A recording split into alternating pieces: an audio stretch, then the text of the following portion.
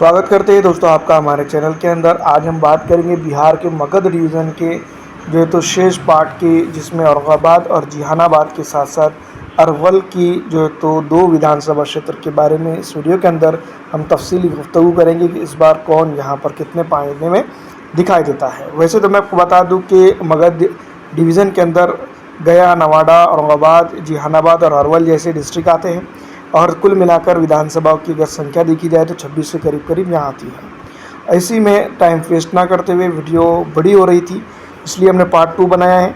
Part 1 के लिए आप हमारे चैनल पर देख सकते हैं। यहाँ पर हम बात करेंगे मगध ज़िले की, मगध डिवीज़न की औरंगाबाद विधानसभा क्षेत्र के बारे में। तो आनंद शंकर सिंह जो है तो इंडियन नेशनल कांग्रेस पार्टी के प्रत्याशी रहते हैं। मुस्लिम, पिछड़ा, दलित, आरक्षित और तमाम अन्य समाज ने इनको 70,018 वोट जो है तो दिए थे ताकि यहाँ पर के इलाके के अंदर वो डेवलपमेंट ला सके। लेकिन अफसोस जनता जो है तो यहाँ पर उनसे काफ़ी नाराज़ दिखाई दे रही है। भारतीय जनता पार्टी और भारतीय राष्ट्रीय कांग्रेस पार्टी के बीच में इस बार भी काफ़ी तगड़ा मुकाबला देखने को मिल रहा है, लेकिन इस बार जो है तो काफ़ी उलझने जो है तो कांग्रेस के साथ हो सकती है। राजेश कुमार जो है तो इस विधानसभा क्षेत्र के ऊपर जो कुटुंबा के अंदर, जिसको हम कह सकते हैं, जीत दर्ज करने में कामयाब होते थे, गेन करते हैं इस विधानसभा क्षेत्र को। लेकिन जिस तरह से जो तो डेवलपमेंट की बात की जाए या फिर अन्य किसी भी चीज़ों की अगर इस विधानसभा क्षेत्र के ऊपर बात करें तो पिछड़ा हो, दलित हो या आरक्षित समाज हो या किसी भी अन्य समाज की अगर बात की जाए तो यहाँ पर वो पूरी तरह से नाराज़ है, क्योंकि डेवलपमेंट की बात की गई थी और कई अन्य चीज़ों को मिलाकर जो तो यहाँ पर विकास आएगा इसकी बात की गई थी, लेकिन वो चीज़ें यहाँ पर नहीं हो सकी हैं। और आज जिस तरह से कांग्रेस जो है तो डेवलपमेंट की बात कर रही है या फिर किसी अन्य चीज़ों की बात कर रही है, तो यहाँ पर उनको समझ जाना चाहिए कि इस विधानसभा क्षेत्र के ऊपर भी कि उन्होंने क्या डेवलपमेंट किया है। नबीनगर नबीनगर विधानसभा क्षेत्र की बात करें तो 64,943 वोट हासिल करके आरजेडी यहाँ पर जो है तो जीत दर्ज करने में कामयाबी थी। विजय कुमार सिंह की जैसे यहाँ पर प्रत्याशी चुनकर आए थे, लेकिन जिस तरह से डेवलपमेंट होना चाहिए था उस तरह का डेवलपमेंट इस इलाके के ऊपर नहीं हो पाया है। जनता काफ़ी तराहीम करते नज़र आ रही है।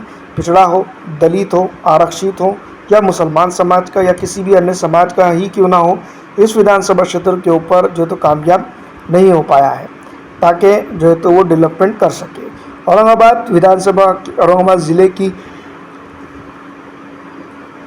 6 विधानसभा क्षेत्रों में से सबसे इम्पॉर्टेंट विधानसभा क्षेत्र आती है रफ़ीगंज विधानसभा क्षेत्र के ऊपर मोहम्मद निहालुद्दीन आरजेडी के प्रत्याशी के तौर पर चुनावी मैदान में रहते हैं और 63,325 वोट हासिल करके यहाँ वो जीत दर्ज करते हैं। ऐसे में मैं आपको बता दूं कि इस विधानसभा क्षेत्र के ऊपर बात की जाए तो काफ़ी कुछ चीज़ें निकल कर सामने आती हैं। पिछड़ा हो, दलित हो या फिर अन्य किसी तबकात का व्यक्ति हो, यहाँ पर वो तराहीम करता हुआ नज़र आ रहा है। और जिस तरह से डेवलपमेंट की बात की जाए या किसी अन्य चीज़ की बात करें तो यहाँ पर उस तरह से वो होते हुए नज़र नहीं आ रही है। इस विधानसभा क्षेत्र के ऊपर कई एक चीज़ें हैं जो अभी भी निलंबित दिखाई देती है। ऐसे में ओबरा विधानसभा क्षेत्र आती है।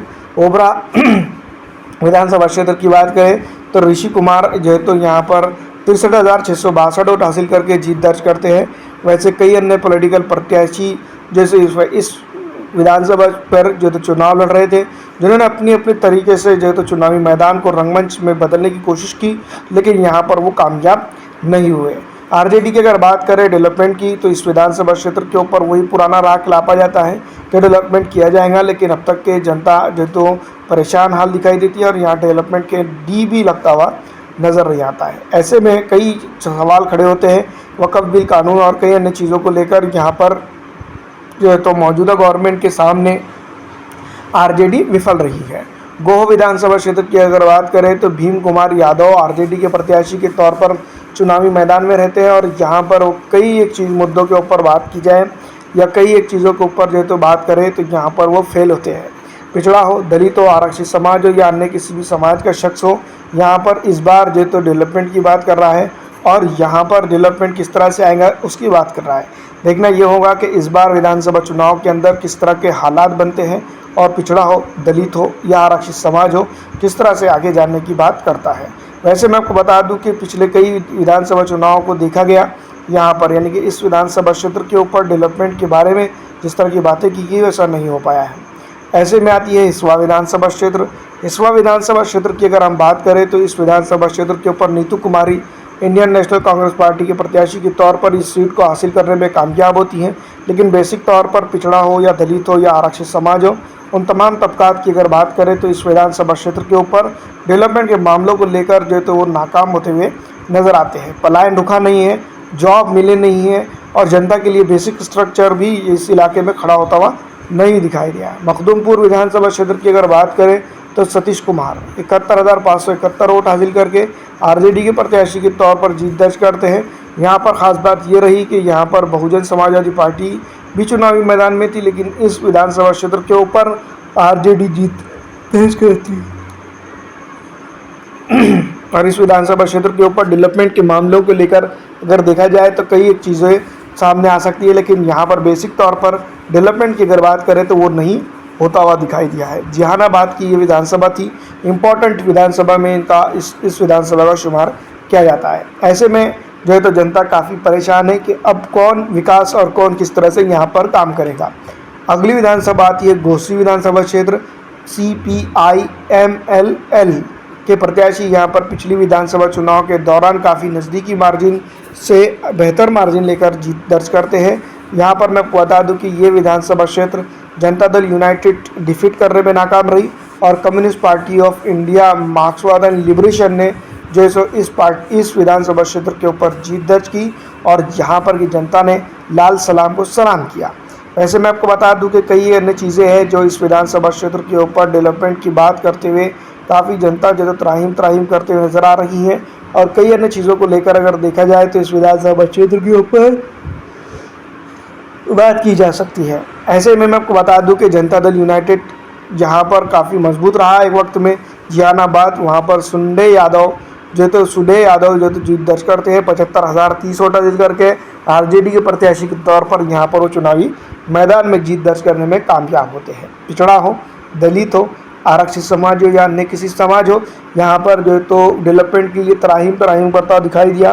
पलायन रुका नहीं, नौकरी मिली नहीं, यही एक सबसे बड़ा सवाल इस विधानसभा क्षेत्र के ऊपर या फिर पूरे बिहार के अंदर गूंजता हुआ नज़र आ रहा है। इस बार विधानसभा चुनाव हो या फिर कई अन्य चीज़ देखा जाए तो यहाँ पर मजबूत पकड़ देखने को ज़रूर मिल रही है। ऐसे में बात की जाए ये कुर्था विधानसभा क्षेत्र की, तो कुर्था जो तो अरवल विधानसभा क्षेत्र की इम्पॉर्टेंट विधानसभा क्षेत्र के अंदर इसका जिक्र किया जाता है। पिछड़ा हो, दलित हो, आरक्षित समाज हो और कई अन्य समाज को लेकर इस विधानसभा क्षेत्र के ऊपर इस बार अलग तरह की चर्चा चल रही है। वैसे मैं आपको बता दूं कि जनता दल यूनाइटेड इसको डिफीट करने के लिए उतरी थी मैदान में और वो जीत दर्ज करने में नाकाम हुई है। इस बार देखना ये होगा कि वो वापस ही करती है या फिर वक्फ कानून के हत्ते चढ़ जाती है। वैसे बेसिक तौर पर अगर बात की जाए तो कई अन्य मुद्दे हैं जो इस विधानसभा क्षेत्र के ऊपर या इस इलाके के ऊपर जो है तो हावी होते हुए नज़र आ रही है। बेसिक तौर पर अगर बात करें तो यहाँ पर कई चीज़ों को लेकर डेवलपमेंट की बात की जा रही है। अरवल विधानसभा क्षेत्र की अगर बात करें तो Mahanand Singh Communist Party of India मार्क्सवाद लेनिन और लिबरेशन जो तो यहाँ पर 68,286 वोट हासिल करके जीत दर्ज करती है। लेकिन जनता की जो समस्या थी वो पुरानी जगह पर ही नज़र आती है और डेवलपमेंट के मामलों को लेकर अगर देखा जाए तो इस विधानसभा क्षेत्र या फिर इस इलाके के अंदर उतना अच्छा असर दिखाई को नहीं मिलता है। दोस्तों ये थी जो है तो मगध की इलाकों की 26 विधानसभा क्षेत्र की पूरा तरह से लेखा जोखा। ज़्यादातर अगर देखा जाए तो आरजेडी और एमआईएम के बीच में संघर्ष इस बार हो सकता है।